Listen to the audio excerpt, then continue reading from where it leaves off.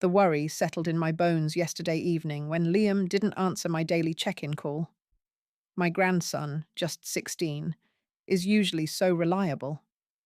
This morning, the silence stretched, and I knew something was wrong. My son-in-law, David, stood in my sunny kitchen and told me Liam was just on a camping trip with friends.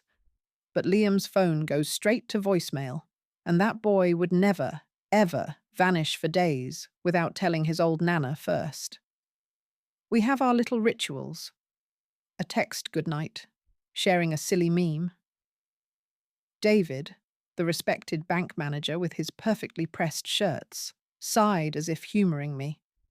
He said I should stop being a hysterical old woman. I simply smiled, my grandmother smile, poured him more of the breakfast blend, and quietly memorized the nervous tick fluttering under his left eye. My own daughter, Jessica, hovered by the doorway, her face a mask of gentle concern. She whispered something to David about me getting confused again, her words a soft knife to my heart. I've raised children and buried a husband. I know the difference between confusion and a grandmother's gut feeling. David's authority filled my cozy kitchen, pressing down like a heavy blanket. He explained, in that calm manager's tone, that he'd already called the precinct.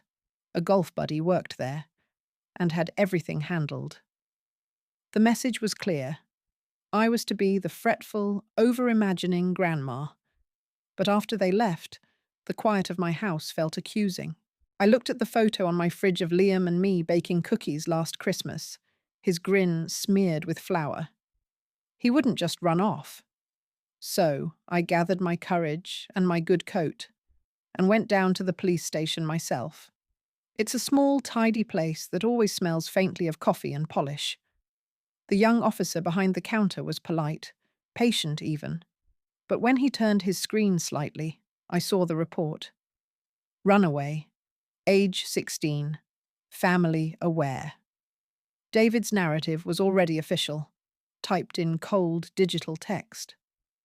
My fingers trembled only a little as I reached into my tapestry bag. I placed Liam's favorite baseball cap, the one from his high school team, on the counter. I'd found it tucked behind a flower pot in my garden shed yesterday, damp with dew. "He left this behind," I said, my voice firmer than I felt. "He loves this cap. He wouldn't have gone anywhere without it, not for long." The officer's fingers hesitated over his keyboard, his eyes glancing from the cap to my determined face. Walking out, the spring sun felt too bright. A deep weariness, the kind that comes from not being heard, washed over me. I was almost to my car when my phone buzzed in my purse. A notification from my cloud storage, the one Liam set up for me last month, linking our accounts. He'd said it was for tech support, so he could help me with my photos from afar.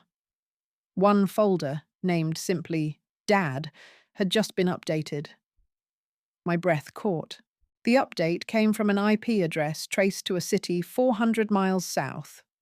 David is supposed to be at a banking conference there this week.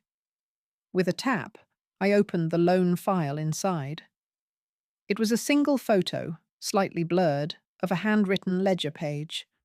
Columns of numbers swam before my eyes, their meaning obscure to me. But at the top, the heading was penned in a familiar, decisive script. Settlement for JL. Jessica's initials. The world narrowed to the screen in my hand, the cheerful sounds of the neighborhood fading away. This was no simple runaway case. Something was unfolding within my own family, and that ledger felt like a first, cold clue left in my care by a worried grandson. David's study always smelled of expensive leather, and, to me, the faint scent of his lies. I waited in the quiet house until he and my daughter Jessica left for one of his charity galas. Watching from the front window, I saw his public smile, perfect and polished, as he helped Jessica into the car. My hands wouldn't stop shaking. I knew I had to look in his physical space, somewhere a digital trail might not reach. The fear of being caught by my own daughter in her husband's private office was a cold knot in my stomach. I settled into his imposing desk chair, the leather groaning under me. The whole room was a monument to his control, neat, ordered, and impersonal. The clock on the wall ticked loudly, reminding me they could return any time. For what felt like an age, I searched. I opened drawers carefully, feeling like a thief in my own family's home. I found only polished pens, bank pamphlets for investments I didn't understand, and scorecards from his golf games. Nothing out of the ordinary. My heart sank. Maybe I was just a foolish old woman seeing shadows. Just as I was about to give up, a snag caught my attention. My stocking had caught on a slight imperfection in the floorboard under the edge of his fancy rug. I got down on my knees, the old joints protesting with sharp complaints. I pushed the heavy chair and rug aside. There was a definite unevenness. My fingers, knobby with arthritis, found a tiny gap. I worked at it, and to my surprise, the board lifted quite easily. A hollow space lay beneath. Inside were two simple, chilling things: a cheap-looking plastic phone, the kind they call a burner, and a small silver key on a blue plastic fob. The fob had the name Keep Safe Storage stamped on it in white lettering. The phone was dead, out of battery. The key felt shockingly cold and heavy in my palm. It was the kind of key that doesn't open a home. At that exact moment, I heard the distinct rumble of the garage door opening. Panic shot through me. I fumbled, nearly dropping the key, and quickly placed the floorboard back, smoothing the rug over it and shoving the chair into its precise original position. I was barely out of the room when I heard the kitchen door slam and Jessica's weary voice call out, "Mum, we're home early." I hurried to the living room, clutching my knitting bag. I slipped the key deep inside, burying it under a tangle of soft grey yarn. Jessica appeared in the hallway, still in her lovely navy dress, but looking utterly drained. She came and stood in the doorway to the study, as if she could sense my intrusion. "David told me you went to the police station again today," she said, her voice heavy with a sadness that hurt me to hear. "Please, Mom, you have to let this go. For my sake. For the kids' sake." She looked so broken, so desperate for peace in her own home. I forced my gentlest, most reassuring grandmother's smile onto my face. "Of course, dear," I said, my voice calm. "I'll try. For you." I hugged my knitting bag to my chest. Beneath the wool, the shape of the key felt like it was burning a hole, right through to my heart. The drive to the Keep Safe facility took me to the industrial side of town, a place of warehouses and chain-link fences I rarely visited. My hands were tight on the steering wheel. This was the errand I couldn't ignore, the one that had kept me awake. I was terrified of what the key might unlock, of what proof my son-in-law David might have buried out here. With every mile, I kept glancing in the rearview mirror, half expecting to see his familiar sedan coming up behind me. The silence in my car felt heavy, full of all the things we don't say in our family. I found Unit 214, a small corrugated metal door that looked just like all the others. The key turned smoothly. The smell that wafted out was a mix of stale dust and sharp disinfectant. Inside, the space was barely bigger than a closet, lit by a single flickering bulb. Sitting alone in the center of the concrete floor was a single grey plastic filing box. For a heart-stopping moment, I feared what it might hold. But when I lifted the lid, there were no shocking photographs, no secret ledger. Instead, I found years of meticulously organized financial records for something called Havenview Holdings. I sifted through bank statements, invoices for what were vaguely labeled security services, and copies of wire transfer receipts, all going to a bank in a place I'd never heard of. My breath caught when I reached the last document. It was a notarized power of attorney, signed by David, granting him control over all the assets of a man named Jonathan L. Miller. My grandson's full name is Liam Jonathan Miller. The paper was dated 2 days before Liam disappeared from our lives. A deep, cold dread settled in my bones. This wasn't just about a young man hiding from his family. This was a cold, legal maneuver to control a person, to speak for him. My sweet, troubled Liam. As I numbly shuffled the papers back into order, a small, glossy business card slipped out and fluttered to the floor. I picked it up. It was for a private clinic in Switzerland, advertising comprehensive rehabilitation and discreet family solutions. On the back, in David's unmistakable handwriting, was a flight number, a date from last week, and the cryptic letters PTS. My mind raced, trying to piece together what family solutions could possibly mean in this awful context. Suddenly, the metal door of the unit rattled loudly, making me jump. A young man in a keep-safe uniform stood in the doorway, looking at me with polite confusion. "Ma'am, everything all right in here?" He shifted his weight. "It's just, your grandson was here earlier today, asking about accessing this very unit." The words hung in the dusty air, and all I could do was stare at him, the card clutched tight in my trembling hand. My heart just about stopped right there in my chest. "My grandson was here? When?" The young man behind the counter, hardly older than my own grandchildren, just shrugged, looking a bit bored. "Maybe 10 minutes ago." Skinny kid, wearing a dark hoodie even in this heat. Seemed real upset. Said he'd lost his key. I had to tell him the rules. The registered lessee has to be present for access. The registered lessee was, of course, my son-in-law, David. In that instant, my careful plan shattered and then reformed with a new, desperate urgency. I had to find Liam before David found out he'd been here. I was going to have to trust this stranger's directions. Leaning on the counter, my knees feeling weak, I pressed him. "Please, which way did he go?" He jerked a thumb toward the glass doors. "Out there, headed toward the bus stop on the main road."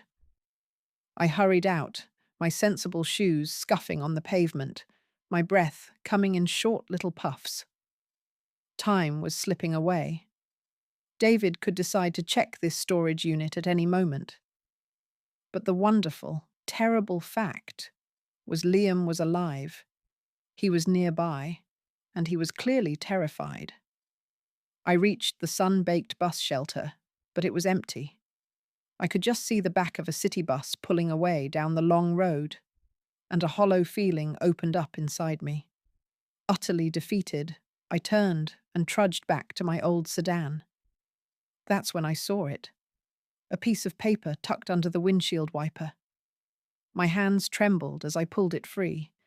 It was torn from a brown paper bag, and the scrawl was unmistakably Liam's. "Gran, he sold me. The program is a lie. I got away. Don't go home. They're watching the house, library computer, 3 p.m. tomorrow." The word "sold" seemed to pulse on the page, black and horrible. I felt a wave of nausea. My own son-in-law? I slid into the driver's seat, clutching the note like a lifeline, the air conditioning blowing stale, cool air. I did not go home. Instead, I drove clear across town, my mind racing, to a quiet, faded motel I'd passed 100 times. I paid for one night in cash from my grocery envelope, feeling oddly clandestine. The room was dim and smelled of old carpet cleaner. Sitting on the edge of the stiff, floral bedspread, I laid out my only clues: the business card and my power of attorney papers. PTS. What did it mean? With clumsy fingers, I used my phone to search, the motel's weak Wi-Fi signal coming and going. Finally, it loaded. Pacific Transit Services. It was a small company, and the news article I found was controversial. It called them a youth transport company. But one quoted parent was far blunter, labeling it a legalized kidnapping service for troubled teens. I dropped the phone into my lap, a cold dread settling deep in my bones. What had David gotten my boy into? The public library had always been my haven, a fortress of quiet normalcy. That afternoon, it felt different. Seniors rustled newspapers in armchairs, and students typed quietly on laptops. But every glance from a stranger felt heavy. I was just a grandmother wanting to see her grandson, to touch his face and know he was real and safe. The fear that this was a trap set by my son-in-law, David, made my heart thump unpleasantly. I felt a nervous pressure from every person who looked my way. I found a secluded computer terminal in the back, far from the windows and the main desk. 3:05 p.m. My hands were like ice, and I fumbled with the mouse. A long shadow suddenly fell over the keyboard. He slid silently into the chair next to mine, head down, a grey hood pulled up. It was Liam. My breath caught. He was so much thinner, terribly pale, with a yellowish bruise fading on his jawline. He kept his eyes averted. "Just type, Gran," he whispered urgently. "Look at the screen, not at me." I opened a blank document, my fingers trembling over the keys. His words came in a tense, silent rush as I struggled to keep up. He told me about the special educational assessment program David had enrolled him in. A man had come for him late at night. It wasn't a school at all, he said. It was a secluded work camp, a compound upstate. He'd been processing endless streams of data for a company called Havenview Holdings. "It's a shell, Gran," he typed. "He's moving money, laundering it through fake service contracts. I saw names, important people from here. The mayor's own brother was on the list." He explained he'd escaped by hiding in a departing supply truck. He'd been sleeping rough for days. "Dad didn't just send me away," Liam whispered, his voice breaking. "He contracted me out for 6 months. He got a payment?" The horrible word hung in the air between us. My own son-in-law. I finally turned to look at his profile, my eyes stinging. "We're going to the police, Liam. Right now. We'll tell them everything." Liam's eyes, which looked decades older than his 17 years, filled with pure panic. "We can't. The cop you talked to, Officer Daly, his name was on a disbursement list from Havenview." The words on the screen blurred before me. The one ally I thought I had was just another of David's resources. Liam stood up abruptly, his chair scraping softly. "I have to go. There's a safe house, a pastor downtown who helps kids in trouble." He pressed a crumpled slip of paper into my palm, a handwritten address. "Don't come unless it's a real emergency. He's looking for me everywhere." Then he was gone, melting into the tall bookshelves before I could even whisper his name. I was left alone, staring at the slip in my hand and the damning confession glowing on the computer monitor. The address in my palm felt like a live wire. I left the library, my steps slow and deliberate, heading for the bus stop. My mind was a whirlwind of Liam's bruised face and the words, "He sold me." I couldn't go to the safe house, not yet. It might be watched, or worse, a trap set by David to find Liam. I had to go home and act normal. My own house was now a stage, and I had to perform the role of a confused, resigned old woman perfectly. If I made one wrong move, I could lose my grandson. The bus ride was a blur of unfamiliar streets. I'd taken the long way, paranoid about being followed. I let myself in through the garage entrance. the familiar scent of lavender polish and Jessica's perfume washing over me. It felt alien now. I found her in the living room, curled on the sofa, her eyes red-rimmed. She looked up, a flicker of hope in her expression. "Mom, any news?" The lie tasted like ash. "No, dear. Nothing." I sat beside her, taking her hand. "I've been thinking, maybe you and David are right. Maybe he just needed to blow off steam." The words hurt to say, a betrayal of Liam, but I saw the relief flood her face. She needed to believe the easier story. She leaned her head on my shoulder. "Thank you for saying that. David is under so much stress with the bank and all this." Just then, David's car pulled into the driveway. Through the window, I saw him not getting out immediately. He was on his phone, his expression severe, gestating sharply. My blood ran cold. A moment later, he entered, his public mask firmly back in place. "Margaret," he said, his voice a smooth blend of concern and mild reproach. "Jessica told me you were out all afternoon. In this state, you shouldn't wander." He placed a firm hand on my shoulder. "I've made an appointment for you. Tomorrow, 10 a.m., Dr. Evans, for a full evaluation." The threat was velvet-wrapped. A diagnosis of confusion or instability would be the final nail, discrediting anything I might say about ledgers or storage units. I forced a vague, grateful smile. "That's very thoughtful, David. Thank you." I excused myself to the kitchen to make tea, my hands steady only through sheer will. As the kettle whistled, I saw it. Liam's baseball cap was gone from the hook by the back door where it always hung. I froze. David appeared in the doorway, holding 2 mugs. "I found that old cap in the hall closet," he said casually, too casually. "Put it in the donation bin. No use clinging to things that remind us of this pain." He smiled, a cold, calculated gesture. "It's for the best." He had removed the last physical piece of my grandson from his own home, and in that moment, I knew the evaluation wasn't just a threat. It was his next move to silence me permanently. The morning of my doctor's appointment was grey. David insisted on driving, his kindness feeling like a trap. He helped me into the car, holding my elbow a bit too tightly. "It's just a checkup for everyone's peace of mind," he said. I just nodded, clutching my purse. Inside was the burner phone from his study, now charged. My plan from a sleepless night was simple. I needed a moment alone. Dr. Evans's office was in a modern building. David came right into the waiting room with me. He spoke softly to the receptionist. "My mother-in-law has had memory troubles and paranoia since our son went missing." He made me sound like a confused, grieving old woman. I played the part, sitting quietly.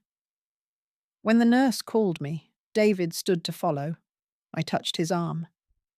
"David, could you get me some water? My throat is so dry." He hesitated, but the nurse smiled. "I'll get her settled. The water cooler is down the hall." That was my chance. In the exam room, the nurse took my blood pressure. The second she left, I acted. My hands shook, but I turned on the burner phone. The call log had few numbers. One said, "PTS dispatch." Another was just "Pastor." I opened the texts to Pastor. The last message, sent over a week ago, read, "Package delivered and secured. Awaiting final transfer instructions." It was from David. The door handle turned. I stuffed the phone into my cardigan pocket as Dr. Evans walked in, David right behind him with my water. The next half hour was a blur of simple memory tests. I pretended to struggle with a few. David watched everything. Finally, Dr. Evans said to him, "There's some age-related forgetfulness, worsened by stress. I'd like to do more tests next week." David nodded, The perfect concerned son-in-law, whatever you recommend. Leaving, I felt utterly defeated. I was being boxed in. In the elevator, David patted my back. See? Everything's fine. As the doors opened to the parking garage, my regular phone buzzed in my purse. It was a cloud storage alert. The dad folder had been accessed again. A new document was there. A scanned bill of sale for contractual labor services. The buyer was Havenview Holdings. David had signed as the provider. In the space for the asset was my grandson's social security number. It was dated yesterday. He wasn't just hiding things, he was legally documenting them. Sure, I was too old and frail to stop him. The elevator doors closed, sealing us in the quiet concrete garage. The bill of sale image on my phone screen was a white-hot brand against my vision. I had to get it to someone who couldn't be ignored, someone outside David's circle of influence. The pastor from the burner phone messages was compromised. Officer Daly was on David's payroll. My mind raced as David drove us home in suffocating silence. I needed a lawyer, but David would monitor any calls from the house. I needed a computer he couldn't access. Then I remembered. The public library. I had to get back there. Back at the house, I pleaded a headache and went to my room. I waited until I heard David leave for a meeting. Jessica was in the garden, trying to lose herself in weeding. This was my chance. I told her I was going to the drugstore for aspirin. She barely looked up, just nodded absently. The freedom of walking out the front door alone was terrifying and exhilarating. I took the bus again, my pulse throbbing in my ears. Every car that slowed felt like a threat. The library was quieter this time. I claimed the same computer. I knew what I had to do: find a legal aid organization or a family law attorney known for taking on tough cases. But first, I needed to secure the evidence. With clumsy fingers, I composed an email to my own long-dormant secondary email account, one David never knew about. I attached the bill of sale image and the photo of the ledger page. In the subject line, I typed, "For safekeeping." I hit send just as a shadow fell over me. It wasn't Liam. It was an older man in a worn windbreaker, his face kind but lined with worry. He didn't sit, just stood close to the monitor, speaking in a low, urgent murmur. "Your grandson said you might come. He said to tell you the package is moving tonight. The transfer is scheduled. He's at the old warehouse on the river, Dock 7. My breath caught. This was the pastor. He'd risked everything to find me. "Why are you telling me? Why not the police?" I whispered back, my eyes darting around. His face tightened with a profound sadness. "Because the police escort is part of the contract. Private security, licensed and arranged through PTS. It looks legal." The horror of it sank in. David had orchestrated a legal framework for human trafficking, using my grandson as collateral in his filthy money scheme. The pastor pressed a small, folded map into my hand. "I can't be involved further. I'm sorry." He melted away into the stacks. I was left staring at the map, a hand-drawn sketch of the industrial riverfront. Dock 7 was circled. The transfer was tonight. I had no weapon, no plan, no authority. All I had was a grandmother's love and a phone full of evidence that no one in power would believe in time. I printed out the email with its attachments, the library printer whirring softly. The paper was warm in my hands. It was flimsy, but it was proof. I had to stop the transfer. I had to get to that warehouse before the sun went down. There was no one else left to go. The riverfront at dusk was all shadows and distant noise. I'd taken 3 buses to get here, my heart pounding. My hand-drawn map was no help among the chain-link fences and warehouses. Dock 7. I followed the smell of diesel, my shoes slipping on gravel. I felt completely out of place, just an old woman in a cardigan. I spotted the faded number 7 on a post. The warehouse behind it was dark, but a door was propped open, light spilling out. A black SUV sat nearby. This was it. My legs went weak. What could I possibly do? I leaned against a cold shipping container to think. I had the printed pages in my purse. I needed to document this place. With shaky hands, I got out my phone.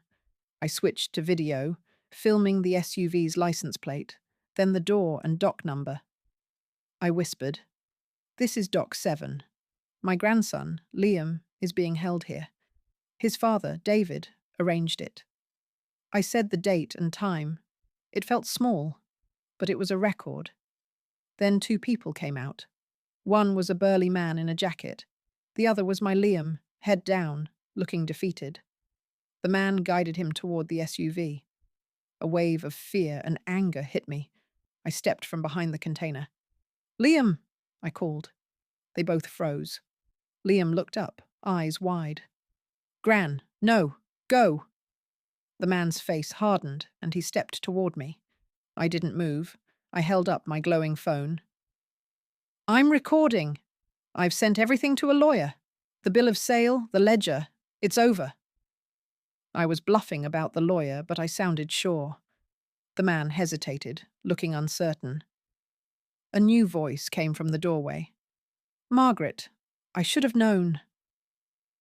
David stepped into the light, just holding his cell phone. He told the guard, "It's fine. She's my mother-in-law. She's confused, wandered off. I'll handle this." The guard looked relieved and stepped back. David walked over with a fake, concerned smile. "Mom, you're not well. Let's get you home." He took my arm, his grip tight. To anyone watching, it would look like he was helping me. He leaned close and whispered, "Give me the phone, or you'll never see him again." Behind him, the guard opened the SUV door for Liam. David gripped my arm tightly.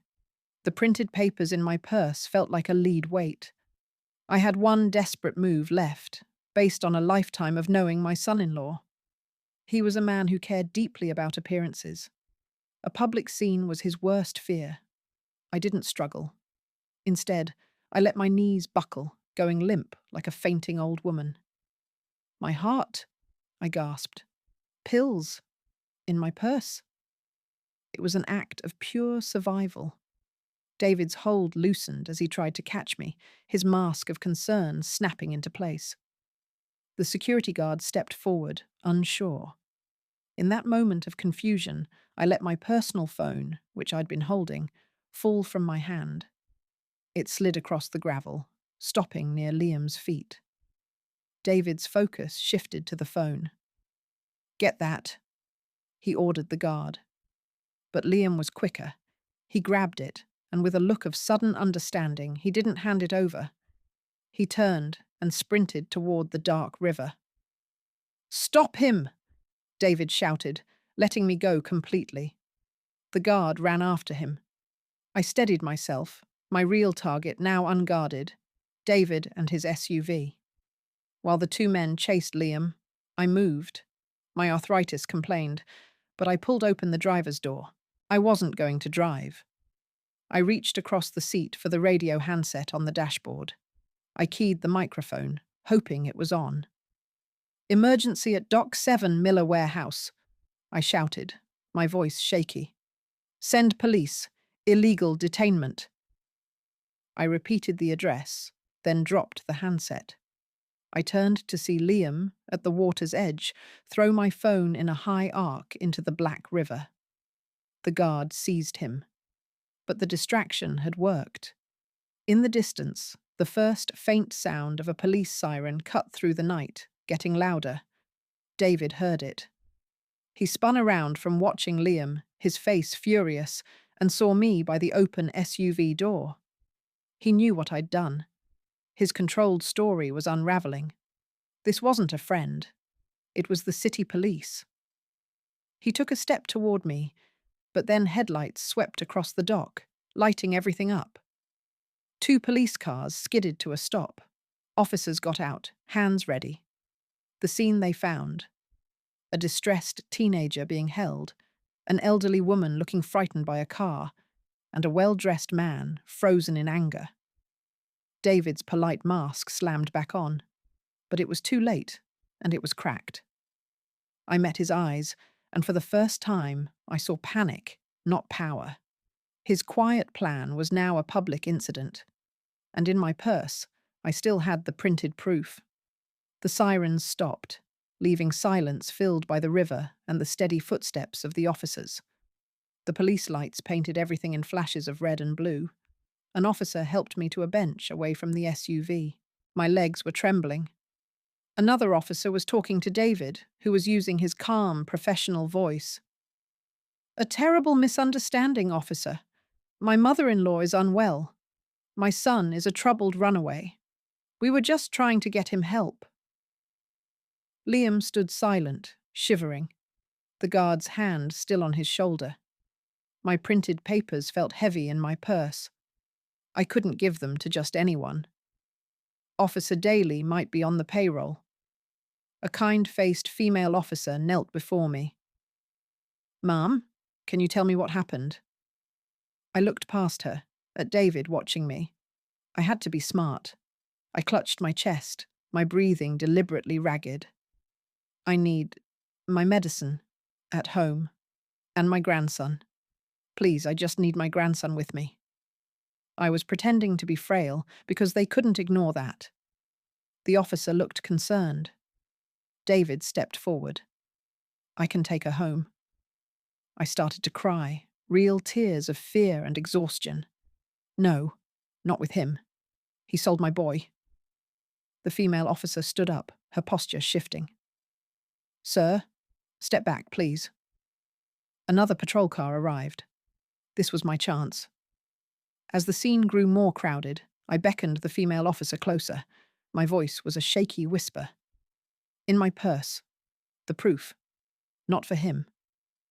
I glanced pointedly at David. "For a detective. Not from this precinct." Her eyes widened slightly, but she gave a nearly imperceptible nod. She helped me stand, my arm in hers, and said loudly, "We're going to get you checked out, ma'am." She guided me to her cruiser, away from David's reach.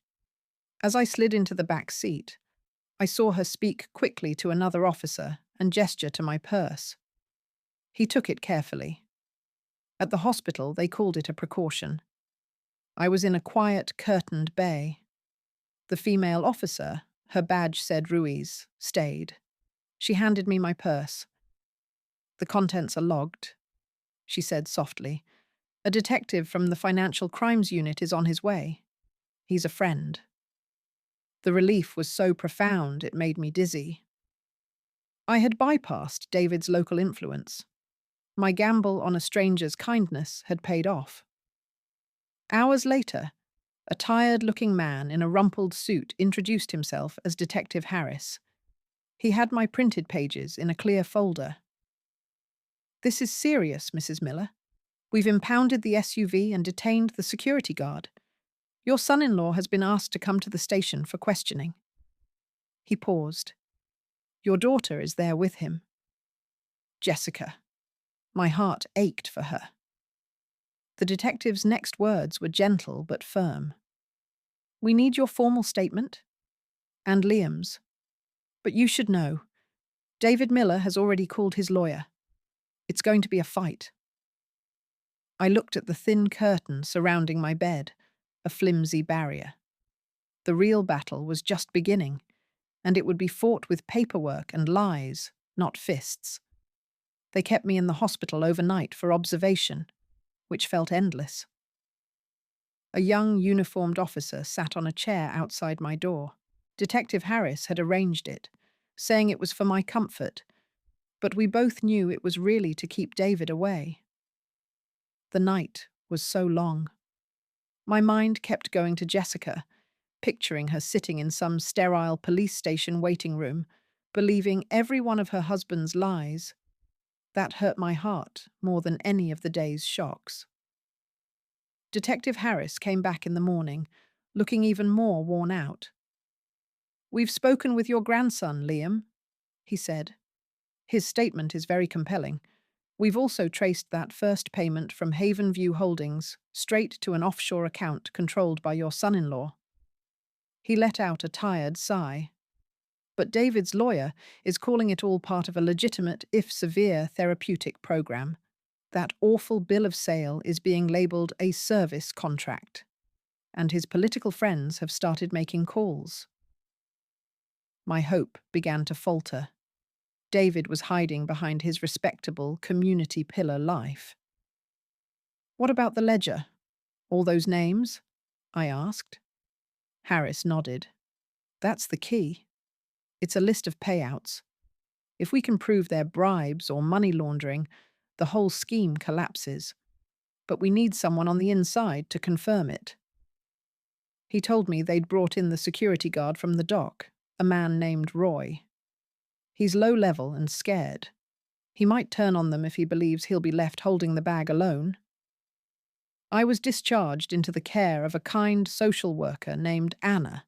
She didn't take me to Jessica's house, but to a small, tidy apartment the department used sometimes for such situations. "It's just temporary, until things are clearer," she explained softly. My whole world had suddenly shrunk to these four unfamiliar walls. Anna patiently helped me call my own bank to secure my accounts, a quiet and practical act of rebellion that made me feel a tiny bit stronger. Later that afternoon, my phone rang. It was Jessica. Her voice was cold and brittle with a sense of betrayal. "How could you do this, Mum? Accusing David of trafficking? You've tried to ruin his reputation. Liam needs firm discipline, not you filling his head with wild fantasies." I tried to speak, to say Liam's name and make her listen, but she just talked over me. "David says if you retract your statement, we can get you the best care. A very nice facility. Otherwise—" She didn't finish the sentence. The threat just hung there in the quiet of the strange room. My own daughter was delivering my son-in-law's ultimatum: accept a retirement home, or be cut off from the family forever. The line went dead. I sat there holding the phone, the silence in the apartment feeling absolute and heavy. I understood then that David wasn't just fighting with lawyers and money. He was using my child as his final, most painful weapon against me. The quiet in this temporary apartment felt heavy. My daughter Jessica's call had left me cold. David's plan was obvious now: to make me seem unreliable, to cut Liam off, and to use his influence to hide everything. I couldn't just wait for Detective Harris to call back. I had to do something myself, but quietly. I thought of that cloud folder labeled Dad that Liam had found. He was my only link to what was really happening. With help from Anna, the kind social worker, I got a basic prepaid phone. I sent one text to the number I had for Liam, the one he'd used before. "Is the folder safe? Can you add more?" I hoped he still had that phone and was somewhere all right. I waited for hours with no answer, and the worry was awful. Then, just as it was getting dark, the new phone buzzed. A link to a file-sharing site appeared, with no other message. My hands weren't too steady as I opened it on Anna's laptop. There were new files, pictures of a computer screen showing emails between David and someone at City Hall, talking about zoning and fees. There were spreadsheets that looked like pages from that ledger. And one thing that made my heart sink: a passenger list for a private jet to the Caribbean, scheduled for next week. The names were David, Jessica, and their two youngest. Liam's name wasn't there. He meant to run, to take my daughter and two of my grandchildren and leave the country, abandoning Liam and me to face the consequences. This wasn't some distant worry anymore. It was real. I called Detective Harris right away. "He's planning to leave the country," I told him. managing to keep my voice calm. Next week, on a private flight. I sent him the link. Harris was quiet for a moment. "This is what we needed," he finally said. "This is solid. I can try to get a judge to freeze his accounts and put a hold on his passport. But I have to move quickly." The next morning, Anna brought me the paper. The headline wasn't big, but it mattered. Local bank manager questioned in financial inquiry. David's perfect reputation was starting to show cracks, but the article quoted his lawyer calling it all a misunderstanding. The whole mess was out in the open now. My phone buzzed again. This time a text from Liam. "They're fighting. Mum is crying. He's packing a bag. He says it's for the office, not a trip." David was getting ready to bolt sooner than we thought. Our timeline had just fallen apart. I tried calling Harris again, but it went to voicemail. I was alone with the dread that David might try to disappear in hours, not days. I looked at the apartment door. It was just a plain door, locked. The police officer who had been posted outside was gone. His shift had ended. The replacement hadn't arrived yet. For the moment, I was on my own. The silence after the unanswered call was deafening. I couldn't stay here. David knew about this place. The social workers' agency was not a fortress. If he was running, I was a loose end. My mind raced. I had one place left to go, one person who might be beyond David's reach. The pastor. I gathered my few things, my purse, the new phone, my medication. I wrote a note for Anna. "Gone to see a friend. Will call." I didn't dare say more. I peered through the peephole. The hallway was empty. I slipped out, moving as quickly as my old bones would allow. I took the stairs, not the elevator, emerging into a bland parking lot. I used some of my cash for a taxi, giving the driver the cross streets near the church from the pastor's original card. The neighborhood was worn, but peaceful. The small church was a simple brick building with a white door. I knocked, my knuckles barely making a sound. The door opened, and the pastor from the library stood there, his eyes filled with a weary recognition. He didn't ask questions, just stepped aside. "Come in." His office was a small room lined with books. He listened as I spilled out the news, the jet, the fight, David's imminent flight. "The police know, but he might run before they act." I finished, my breath short. The pastor steepled his fingers. "He will try to liquidate what he can. Cash, jewels. He will leave your daughter with nothing but legal trouble." He looked at me. "You have one power he doesn't, Margaret. You are the grandmother. You can reach your daughter as a mother, not an adversary." He was right. David had poisoned Jessica against me, but she was still my child, scared and confused. I needed to get through to her before David got her on that plane. The pastor lent me his landline, a secure line, he said. I dialed Jessica's cell. It rang once, twice, and went to voicemail. I tried the house line. A strange, clipped voice answered. A man I didn't know. "Miller Residence." I hung up. The house was already occupied by his people. Then I remembered the one number she always answered, the landline at her best friend Susan's house from their childhood. I called information, got the number, and dialed. Susan answered. "Hello?" "Susan, it's Margaret, Jessica's mom. It's an emergency.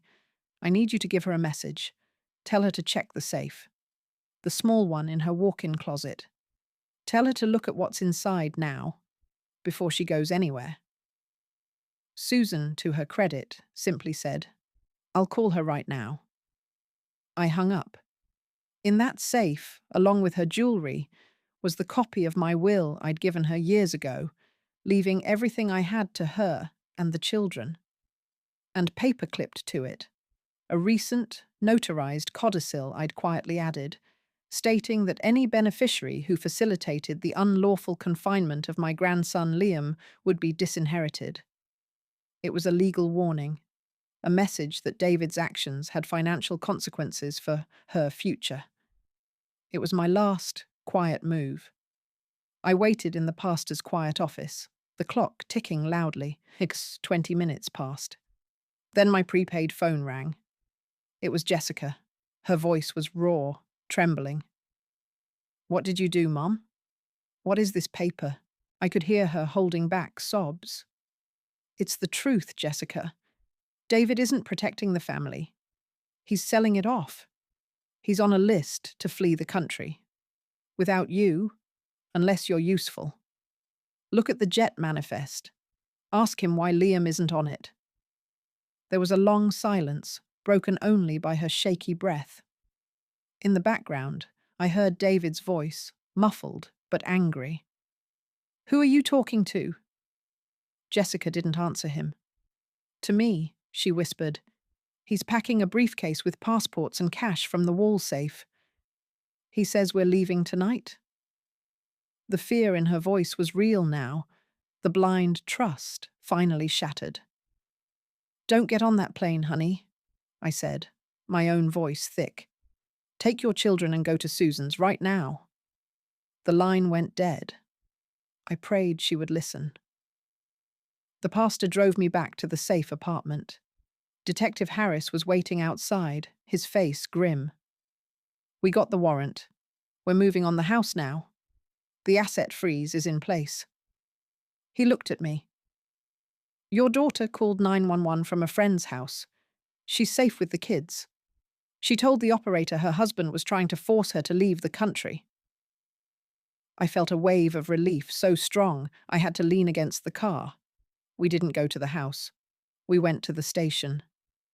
Hours later, they brought David in. I watched from an observation room as he was led, handcuffed, through the booking area. The respectable bank manager was gone. In his place was a furious, disheveled man shouting for his lawyer. He didn't see me. His empire of lies was now just concrete walls and procedure. Detective Harris updated me. The security guard, Roy, had agreed to testify about the transport of minors for labor. The Financial Crimes Unit was dissecting Havenview Holdings. It would be a long process, but the foundation was crumbling. I asked about Liam. "He's with a foster family, specialists in trauma. He's safe. He asked for you?" That was all I needed to hear. I was taken to see Jessica. She was in a family room at the station, wrapped in a blanket, her two younger children asleep on chairs beside her. She looked up at me, her eyes hollow. "I didn't know, Mom. I just wanted everything to be okay." I sat beside her and took her hand. We didn't speak for a long time. The silence was no longer a weapon, but a bridge, fragile and beginning to mend. The fight was not over, but the running had stopped. We were, for the first time in months, still. The days that followed David's arrest were a blur of quiet arrangements and heavy silences. Jessica and the children stayed with me in my small house. It was crowded, but the noise felt like life returning. We didn't talk much about what happened. We focused on the practical things: enrolling the kids in a new school district, finding Jessica a therapist, and meeting with Detective Harris and the prosecutors. My living room became a makeshift office. Liam came home a week later. He arrived with a social worker carrying a small duffel bag. He stood in my doorway, taller and thinner than I remembered, shadows under his eyes. Jessica let out a soft cry and wrapped him in a hug. He stiffened at first, then slowly relaxed, resting his chin on her shoulder. Over her shoulder, his eyes met mine. I saw a pain there that no 17-year-old should ever carry, but also a flicker of relief. "Hey, Gran," he said, his voice a little rough. He settled into the spare room. The first night, I heard him pacing at 3 a.m. I didn't go in. I just put the kettle on. He emerged an hour later, drawn by the light and the smell of chamomile. We sat at the kitchen table, the same one where David had lied to me. We didn't speak. We just drank our tea in the quiet dark. It was a start. The legal machinery was turning. David was charged with fraud, money laundering, and several counts related to the illegal transport of a minor. His bail was denied due to the flight risk. His political friends had vanished. The city was buzzing with the scandal, but we closed our curtains against it. My role was to give statements, to tell my story about the storage unit, the ledger, the dock. It was exhausting, but each time I signed a paper, I felt a little lighter. One afternoon, a formal letter arrived for me. It was from the bank. Due to the ongoing investigation and the frozen assets of Havenview Holdings, they were reviewing all related accounts. As a signatory to nothing, I was in the clear. But the letter also contained a notice. The mortgage on Jessica's house, which David had taken out a second loan against, was in default. The house would be sold. I showed it to Jessica. She read it, her face pale, then nodded slowly. "It was never really a home, was it?" she said. It was the first time she'd acknowledged the prison he'd built for her. We would fight it, of course, with the court's help. But that house, with its beautiful lies, was gone. And in its absence, we had this crowded, truthful little space. It was enough. The trial was finally scheduled for the fall. While I dreaded it, a part of me also needed it to be over, for all our sakes. In the meantime, ordinary life kept moving forward, as it always does. My grandson, Liam, began seeing a kind counselor who specialized in trauma. Slowly, he started to talk. He'd speak in halting sentences about that awful compound, the endless data entry, the watchful guards, the chilling feeling of being treated like property. His mother, my daughter Jessica, would sit and listen, her hand over her mouth, tears streaming down her face silently. It was brutal for her to hear, but we all knew it was necessary. Some wounds have to be cleaned before they can heal properly. I tried to focus my energy on the children. My youngest granddaughter, little Sophie, was having nightmares. Several times a week, she'd pad into my room and climb into my bed. I'd hold her and tell her stories about her own mother when she was a little girl. Safe, simple tales of playgrounds and birthday parties. We also baked cookies together, using the same recipe Liam and I had always used. I found comfort in the routine, measuring the flour, creaming the butter and sugar. Slowly, the warm, sweet smell of chocolate chips began to overwrite the lingering memory of fear in my kitchen. Detective Harris called regularly with updates. The evidence was strong. That financial ledger they'd recovered had been a gold mine, sparking investigations into several city officials. We learned that David, Liam's former boss, was trying to cut a deal, offering information for a lighter sentence. The prosecutor asked our family how we felt about that. The three of us, Jessica, Liam, and I, sat in her quiet office. Jessica spoke first, and her voice was firmer than I'd heard it in months. "He doesn't get to negotiate his way out of what he did to our son," she said. Liam just nodded, looking down at the patterned carpet. I agreed completely. There would be no quiet deal to save his respectability. He needed to answer for everything. A week before the trial was to begin, I had to go to the courthouse for a pre-trial meeting. Walking up those wide, daunting stone steps, a fresh wave of anxiety hit me. But then I saw a familiar, weary face. It was Roy, the security guard from the shipping dock. He was standing with his own lawyer, looking terribly nervous. He caught my eye and gave a small, awkward nod. His lawyer explained Roy was testifying for the prosecution. I realized then he wasn't a good man, but he was a broken one. and his testimony would help seal David's fate. It struck me that justice is often built by imperfect people. That evening I found Liam out in the backyard, looking up at the stars. "What are you thinking about, dear?" I asked, joining him. He was quiet for a long moment.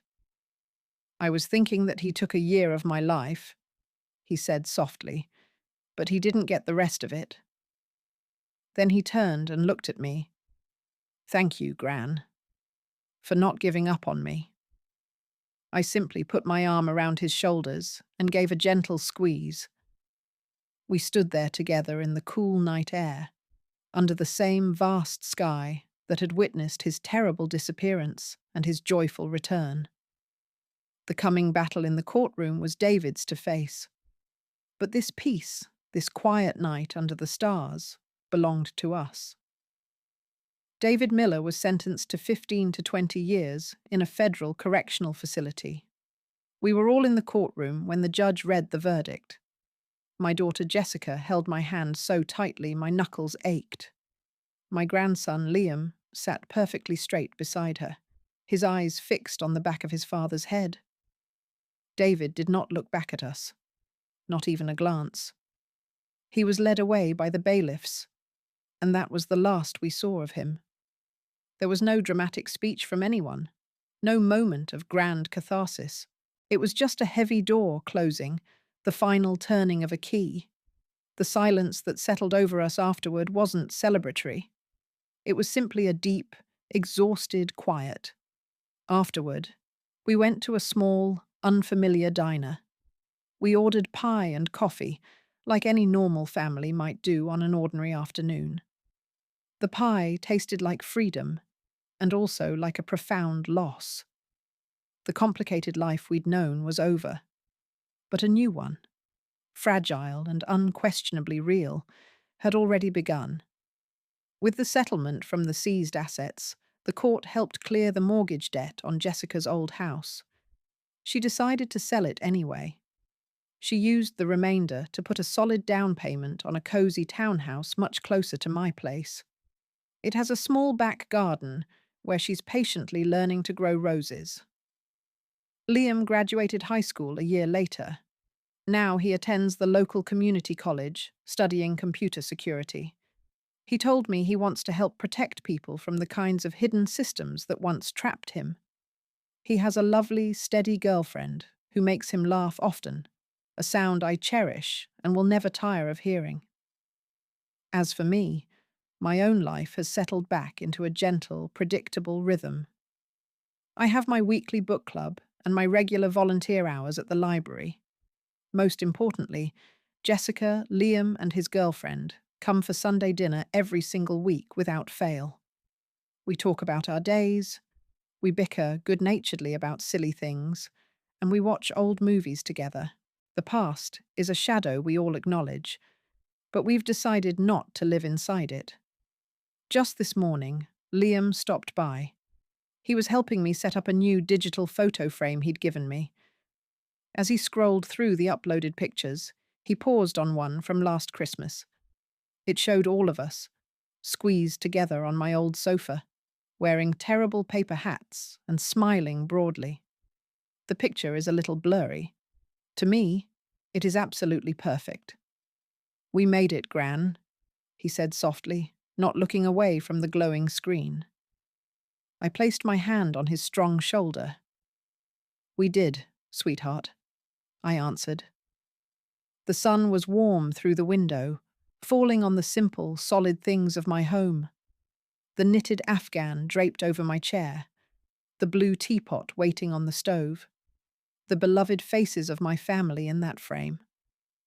The revenge we found was not in violence or public spectacle. It was right here, in this quiet kitchen, in this hard-won peace, built slowly day by day with truth and, I believe, an old woman's stubborn and determined love. It was, and it is, completely enough.